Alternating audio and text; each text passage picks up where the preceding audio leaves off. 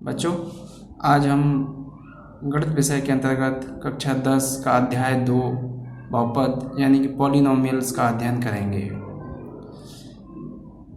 Polynomials को start करने से पहले हमें बहुपद के बारे में जानकारी होना आवश्यक है। सबसे पहले हम बहुपद क्या है ये जानेंगे। बहुपद वैसा बीजीय व्यंजक जो a0 x की घात 0 प्लस a1 x की घात 1 प्लस a2 x की घात 2 प्लस an-1 x की घात n-1 प्लस an x की पावर n, ये इससे पहले का पद है, के रूप का हो उसे बहुपद कहते हैं। यानी कि एक ऐसा बीजीय व्यंजक जो इस रूप का होता है उसे बहुपद कहते हैं। यहाँ पर a0, a0, a1, a2, an-1, an बहुपद के विभिन्न गुणांक कहलाते हैं।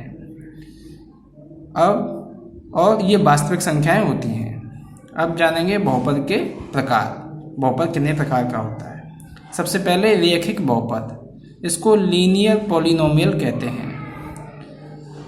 एक घात वाले बहुपद को रैखिक बहुपद कहते हैं, जैसे ax प्लस b, जहाँ पर a और b दोनों वास्तविक संख्याएं हैं। a और b क्या है? वास्तविक संख्या है।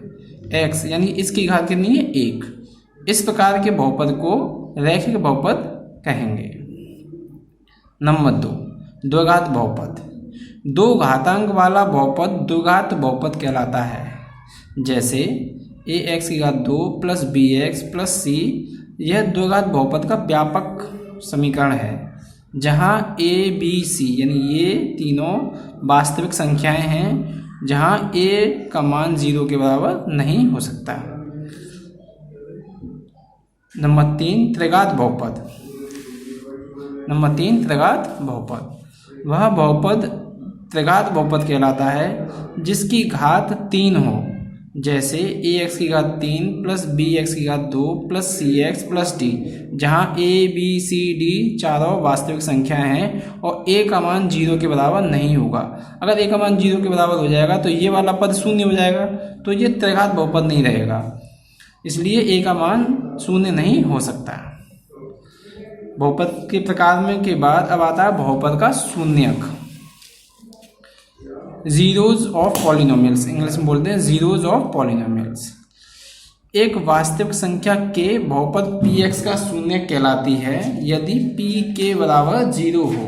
यानी k के मान के लिए यदि किसी बीजीय व्यंजक का मान 0 हो जाता है तो वह उस बहुपद का शून्य कहलाती है, या यूं कह सकते हैं चर का वह मान जिससे बहुपद का मान शून्य हो जाए बहुपद का शून्य कहलाता है। ये कुछ बहुपद और बहुपद के प्रकार और बहुपद का शून्य की परिभाषाएं थीं। अब प्रश्नावली एक्सरसाइज 2.1 शुरुआत करते हैं। एक्सरसाइज 2.1 में केवल एक ही प्रश्न दे रखा है, उसके 6 पार्ट हैं। उसमें पूछा गया है किसी बहुपद px के लिए y = px का ग्राफ नीचे दिया है, प्रत्येक स्थिति में px के शून्यकों की संख्या ज्ञात कीजिए। अब ये कुछ ग्राफ्स दे रखे हैं हमें, इसमें बहुपदों के शून्यक आपको बताने हैं कितने हैं। तो बहुपद के शून्यक सबसे पहले वाले में देखिए, ये ग्राफ दे रखा है। सबसे पहला ये x अक्ष है, ये y अक्ष है, ये -x है और ये -y ऋणात्मक होता है। ये इसका मूल बिंदु है। बहुपद का शून्यक, अगर ये जो ग्राफ है x अक्ष को जितने बिंदुओं पर प्रतिच्छेद करता है उतने ही बहुपद के शून्यक होते हैं। यहाँ पर ये वाली लाइन इस x अक्ष को एक भी जगह पर प्रतिच्छेद नहीं कर रही है, तो इसका हल होगा शून्यक कितने होंगे? इसके शून्यक होंगे आपके 0, क्योंकि ग्राफ x अक्ष को प्रतिच्छेद नहीं करता है।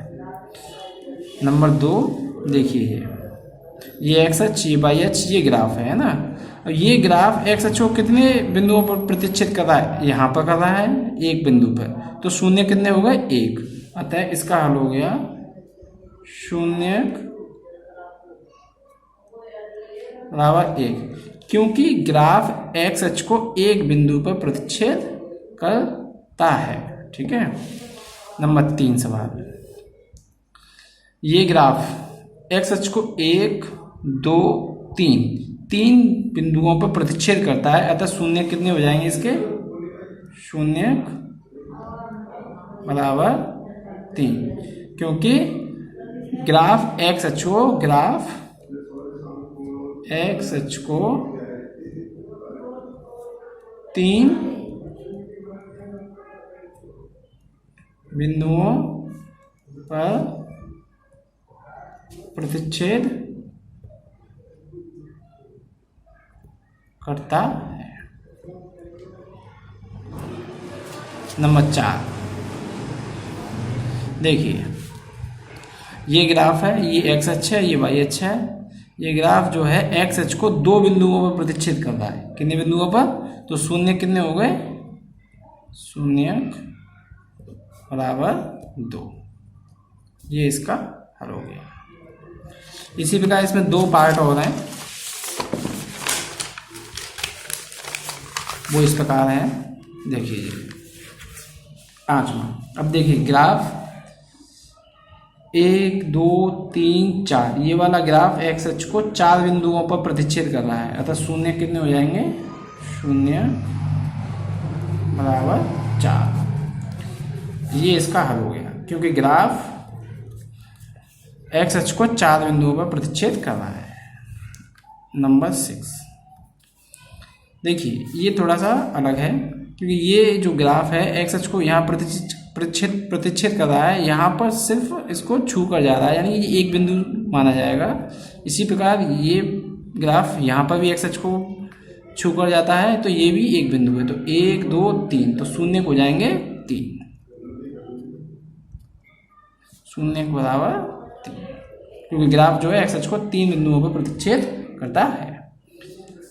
आज की कक्षा में बच्चों इतना ही काफ़ी है। बाकी की आगामी एक्सरसाइज हम अगली कक्षा में पढ़ेंगे। धन्यवाद।